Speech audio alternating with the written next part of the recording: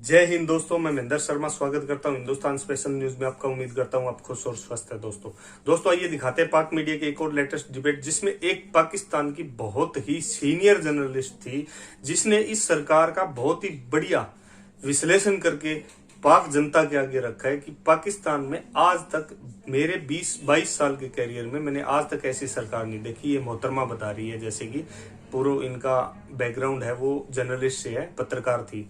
तो दोस्तों इसने खूब बढ़िया तरीके से और बहुत जबरदस्त तरीके से बताया कि आर्मी भी क्या करे। अगर इमरान खान इनिशिएट नहीं ले रहा है पाकिस्तान को सही ढंग से चलाने के लिए, तो आर्मी भी क्या करे। आर्मी को भी दोष नहीं दिया जा सकता, क्योंकि इमरान खान अपनी इमेज के चक्कर में अपने देश के बारे में नहीं सोच रहा है। क्योंकि कहीं ना कहीं इनको सारा डिस्प्यूट ये हुआ है, सेना ने इसको कहा है कि पैसे मांग के ला, पैसे ये मांगने जा नहीं रहा है कटोरा लेके।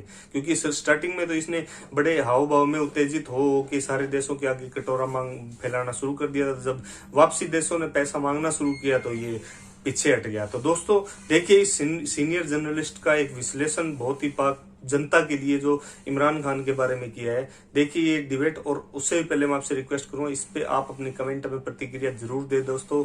और लास्ट में आपसे रिक्वेस्ट करूंगा, अगर आप मेरे चैनल पे नए हैं तो मेरे चैनल को सबसे पहले सब्सक्राइब कीजिए, लाइक शेयर एंड कमेंट जरूर कीजिए दोस्तों।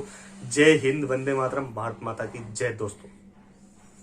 कमर तोड़ महंगाई नहीं थी, रियासत मदीना में बेरोजगारी नहीं थी। 74 साल की बदतरीन हुकूमत आई है जिसने अवाम का सांस जीना छीन लिया है। रियासत मदीना का दिन रात नाम लेने वाले महंगाई का एक और सैलाब में अवाम को डुबो दिया है। बिजली के बिल बिजली बनकर अवाम पर गिर रहे हैं। पाकिस्तान को तबाही के दहाने पर ला चुकी है। गरीब, यतीम और बेवा के आंसुओं का इनको हिसाब देना पड़ेगा। आपने ऑपोजिशन लीडर को सुना। इससे पहले कि मैं अवाम को सुनाऊं, मेरे साथ इस वक्त सीनियर एंकर पर्सन, तज्जियाकार, किसी तारुफ की मोहताज नहीं है, सना बुच्चा साहिबा मौजूद हैं। अस्सलाम वालेकुम सना बुच्चा साहिबा, बहुत बहुत शुक्रिया आपके वक्त के लिए। इब्तिदा में मेरा आपसे बड़ा सादा सा सवाल है। देखिए, आपका 20-22 साल का, बल्कि शायद इससे भी ज्यादा का सहाफती करियर है। आपने इन 20-22 सालों में कभी ये सुना कि पेट्रोल की कीमत 137 रुपये हो गई है, बिजली फी यूनिट 16 रुपये 44 पैसे तक तजावुज कर गया है, आटा 75 रुपये फी किलो है, और इतना मेस है, इतने प्रॉब्लम के अंदर है जैसे हम बूटा कहते हैं। कभी सुना आपने?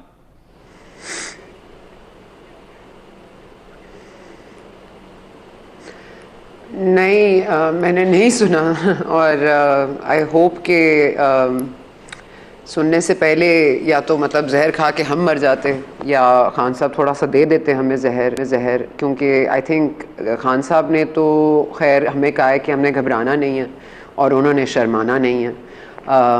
और मेरा ख्याल है कि जो डिक्टेशन देने वाले हैं और जो डिक्टेशन लेने वाले हैं, वो दोनों को ही नहीं पता कि मईशत कैसी चलाई जाती है। तो ये आप हाई लेवल मीटिंग कर लें। मैं, अगर आप मुझे थोड़ा सा वक्त दें तो मैंने आपके लिए थोड़ी सी रिसर्च मैंने भी आज की है। जी जी बिल्कुल। मैं सिर्फ ये देख रही थी कि खान साहब ने कितनी दफ़ा नोटिस लिया महंगाई पे। ज़रा हेडलाइन सुनते जाइए। 5 December 2009, PM Imran Khan calls on high level meeting over rising inflation.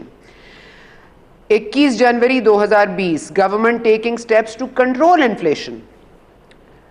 14 November 2020, PM Khan vows to bring inflation further under control, asks people to pay taxes. फिर आ जाए जनाब, ये I don't want to bore you, but next budget should focus on development and inflation control, directs PM Imran Khan. तो मैं ये कह रही हूँ कि मतलब मुझे अब कि इजलास हो रहा है और महंगाई के ऊपर कोई सोच विचार हो रहा है, मतलब ये तो हो चुका। ये तो खान साहब कितनी दफ़ा कह चुके। देखिए, खान साहब को ज़रूरत है इस वक्त एक मईशत चलाने वाले समझदार इंसान की, जो कि उनकी काबीना में कोई एक भी नहीं है। ठीक है, वो बयानबाजियाँ बहुत करते हैं, लेकिन आई थिंक कि अगर वो आतिफ मियाँ साहब को ही बुला लें कम अज़ कम, जो उनके पहले फाइनेंशियल हेड थे, शायद आतिफ मियाँ उनको मदद कर दें, या कहीं और से किसी को बुला लें। क्योंकि हमने जितना इस वक्त अवाम को निचोड़ना था वो तो हमने निचोड़ दिया है। तो अब हल निकालना है, लेकिन हल कैसे निकलेगा? इनसे तो नहीं निकलेगा।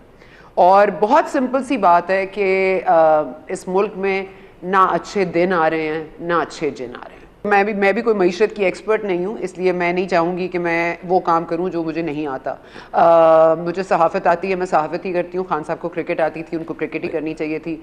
और कितनी अजीब सी बात है कि कराची में बहुत बड़े बड़े बैनर्स लगे हुए हैं आजकल कि अपने ईंट लगाइए, शौकत खानम कराची बनाइए, अपने अतियात से ईंट लगाइए। तो मेरा ख्याल है अब इस पूरे मुल्क के लिए हमें अतियात की ज़रूरत है। वो अतियात, मतलब मैं कहती रही हूँ ना, ईंट अपने अतियात दीजिए, इस मुल्क को दीजिए, जिसके पास हैं वो अतियात दे दे। आप क्या कह रही हैं कि क्योंकि अब ये मुल्क तो अतियात और खैरातों पर नहीं चला करते, ममालिक तो चैरिटी पर नहीं चला करते। सना बुच्चा साहबा, अब ये मेरा बड़ा आपसे सादा सा सवाल है, you should give him his due. देखें, बतौर ऑपोजिशन रहनुमा मेरा ख्याल है उनसे बेहतर ऑपोजिशन किसी ने नहीं की। ठीक है, बतौर प्राइम मिनिस्टर बहुत सारे इश्यूज होंगे, डिफिकल्टी होगी, लेकिन उनसे ऑपोजिशन तो सीखनी चाहिए कम से कम आज की ऑपोजिशन को भी।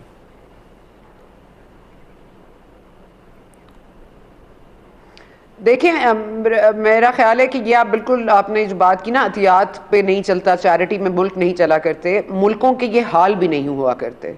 आपको बार बार एग्जाम्पल दिया जाता है कि 130 मुल्कों में हमारा नंबर 30 है महंगाई में। ये कोई फ़ख्र की बात है?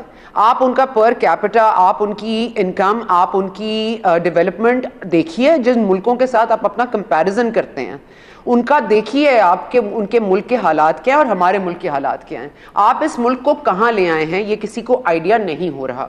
और ये मैं आपको बता रही हूँ कि ये, और आपने कहीं सुना है कि अवाम जो है सड़कों पर आ गई एहतजाज कर रही है? आपने पहले भी देखा होगा कि अवाम छोटी छोटी बातों पर एहतजाज होता था, नर्सें आ जाती थी, जिनकी तनख्वाहें नहीं बढ़ रही होती थी, स्टूडेंट्स आ जाते प्रोटेस्ट करने के लिए। आम जो महंगाई में पिस रही है, ये इतनी पिस चुकी है कि अब उनके पास एहतजाज करने की भी हिम्मत नहीं है। नहीं, लेकिन उस अवाम को सड़कों पर लाने वाला भी तो कोई नहीं है ना। होपलेस कर दिया है कि वो क्या करें।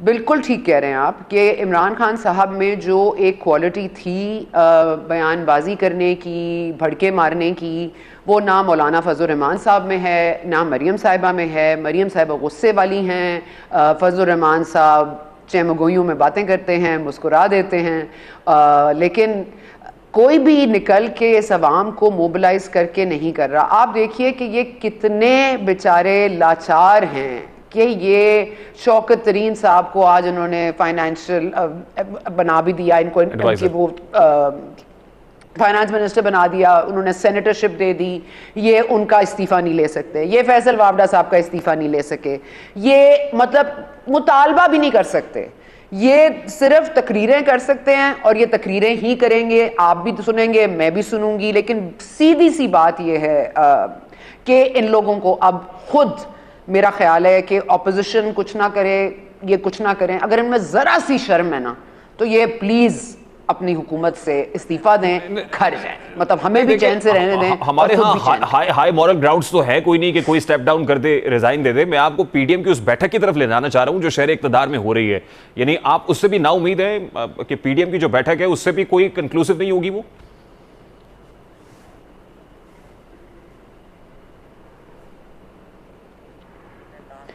देखिए, पीडीएम की मोबिलाइजेशन जो वो चाह रही है, पीपल्स पार्टी तैयार थी, उसके बाद उनके साथ एक वो हो गई। लेकिन देखिए ना, मसला सिर्फ इतना है, बहुत सिंपल सा मसला है।